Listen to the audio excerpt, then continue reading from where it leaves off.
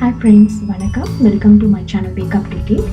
இன்னைக்கு நான் உங்களுக்கு சாக்லேட் கப் கேக் ரெசிபி எப்படி செய்ய போகிறதுன்னு காமிக்க போகிறேங்க. ரொம்ப ஈஸி, சீக்கிரமாகவும் பண்ணிடலாம். வாங்க ரெசிபிக்குள்ளே போகலாம். அதுக்கு தேவையான பொருட்கள் என்னென்னு பார்க்கலாம். எல்லா பொருட்களுமே ரூம் டெம்பரேச்சரில் தாங்க இருக்கணும். இப்போது 150 கிராம் வெண்ணெய் பட்டர் வேணுங்க. அது ரூம் டெம்பரேச்சரில் இருக்கணும். இதே மாதிரி 150 கிராம் சர்க்கரை. நான் சர்க்கரையை எடுத்து மிக்ஸி ஜாரில் பொடி பண்ணி வச்சுருக்கேங்க. அப்படி இல்லைன்னா கடையில் கேஸ்டர் சுகர் இருக்குது, வாங்கிக்கலாம். 155 கிராம் மைதா மாவு, 3 முட்டை, 15 gram cocoa powder, 1 teaspoon vanilla எசன்ஸுங்க. அப்புறம் சிட்டிகை சால்ட்டு வேணால் எடுத்துக்கோங்க, வேண்டாட்டி விட்டுக்கோங்க, இது ஆப்ஷனல் தான். 1 டீஸ்பூன் பேக்கிங் பவுடர். அவ்வளோதான் இதுக்கு தேவையான ரெசிபிங்க. இப்போ அது செய்யறதுக்கு நமக்கு இது மஃபின் ட்ரே இல்லை கப் கேக் ட்ரேன்னு சொல்லுவாங்க, அது மாதிரி எடுத்துக்கோங்க. அப்புறம் அதே மாதிரி கப் கேக் என்ன கடையில் விற்பாங்க, அது வாங்கிக்கோங்க. இதை எடுத்து இப்போது ஒன்றுன்னா இந்த ட்ரேல நம்ம அரேஞ்ச் பண்ணி வைக்கணும். அட் த சேம் டைம் நம்ம ஓவனை ப்ரீஹீட் பண்ணி வைக்கணுங்க. ஒரு 180 டிகிரி செல்சியஸில் 10 மினிட்ஸ் ப்ரீஹீட் பண்ணணும். அது ப்ரீஹீட் பண்ணுற நேரத்தில் நாம் கப் கேக் ரெசிபி எப்படி செய்யறதுன்னு பார்க்கலாம். இப்போ என்ன பண்ணணும்னா எல்லா இன்க்ரீடியன்ஸும் ஒன்றுன்னா ஒரு பெரிய பவுலில் போட்டுக்கோங்க. இந்த மாதிரி கண்ணாடி பவுலு இல்லை அப்படின்னா ஸ்டெயின்லெஸ் ஸ்டீல் பவுல் எடுத்துக்கோங்க. பிளாஸ்டிக் பவுல் எடுத்தீங்க அப்படின்னா நல்லா கெட்டியாக தரமான பிளாஸ்டிக் பவுல் யூஸ் பண்ணுங்கள்.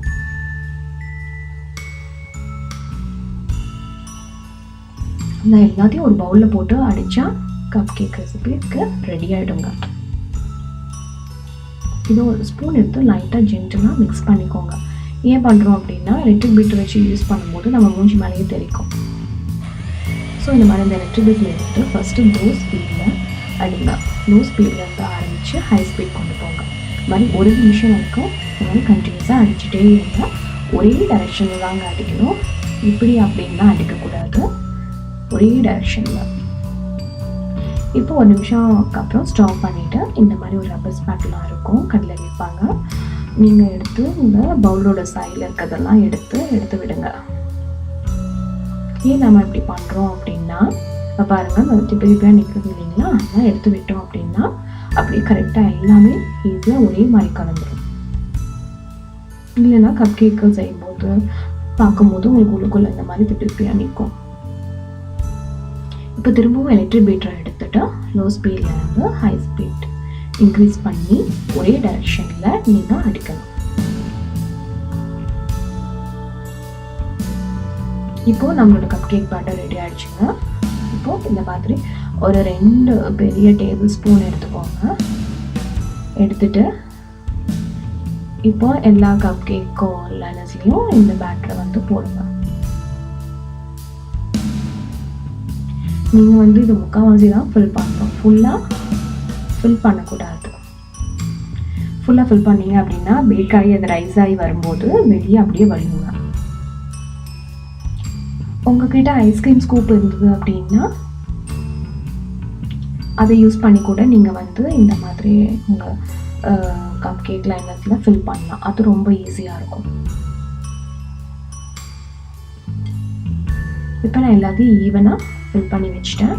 இப்போ நான் உங்களுக்கு ஓவன் எப்படி செட் பண்ணுறதுன்னு காமிக்கிறேன். இது என்னோடது ஓடிஜிங்க. நான் இது 180 டிகிரி ஆல்ரெடி ப்ரீஹீட் பண்ணி வச்சுட்டேன். 180 டிகிரி செல்சியஸில் இந்த மாதிரி நான் செலக்ட் பண்ணியிருக்கேன். 2 ராடு வித் ஃபேன், அந்த கன்வெக்ஷன் மெத்தட்னு சொல்லுவாங்க, அந்த மோடு நான் செலக்ட் பண்ணி வச்சுருக்கேன். அப்புறம் ஓவனை 25 மினிட்ஸு நான் செட் பண்ணி வச்சுருக்கேன். ஒவ்வொரு ஓவனும் ஒவ்வொரு மாதிரி டைம் எடுத்துக்கோங்க. மோஸ்ட்லி இது 20 மினிட்ஸில் பேக் ஆகிடும். நீங்கள் 20 மினிட்ஸ்க்கு அப்புறம் ஒரு டூத் பிக்கை எடுத்து அந்த கப் கேக் மேலே ஒரு கப் கேக்கில் இன்சர்ட் பண்ணி பாருங்கள். இன்சர்ட் பண்ணி பார்க்கும்போது இது வெளியே அப்படி ஒட்டாமல் வந்தது அப்படின்னா கப் கேக் ரெடி ஆகிடுச்சுன்னு அர்த்தங்க. ஸோ என்னோடய ஓவன் 20 மினிட்ஸ் தான் ஆச்சுங்க பேக் பண்ணுறதுக்கு. ஸோ பாருங்கள், இப்போது ரெடி ஆகிடுச்சு.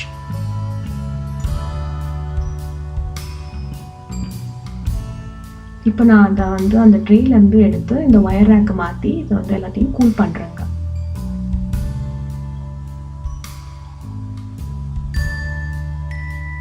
ஸோ நான் உங்களுக்கு ஒன்று எடுத்து காமிக்கிறேன் எப்படி வந்திருக்கு அப்படின்னு.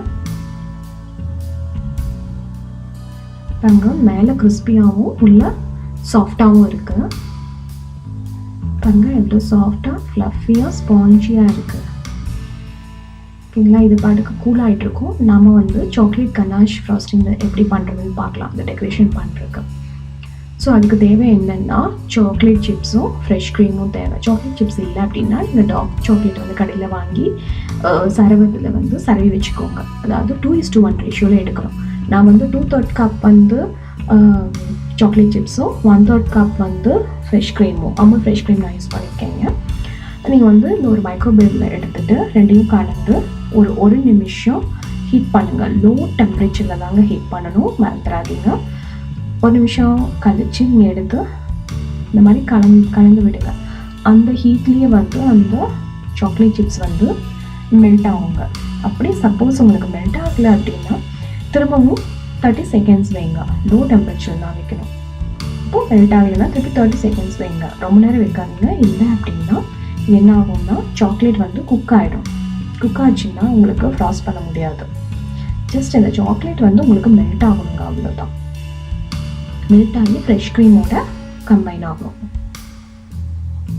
பாருங்க, என்னோட ஃப்ராஸ்டிங்க்கு வந்து ரெடி ஆகிடுச்சு, நல்லா மெல்ட் ஆகி வந்துருச்சு. இப்போ நம்ம வந்து கப் கேக்கை வந்து எப்படி ஃப்ராஸ்ட் பண்ணுறதுன்னு காமிக்கிறேன்.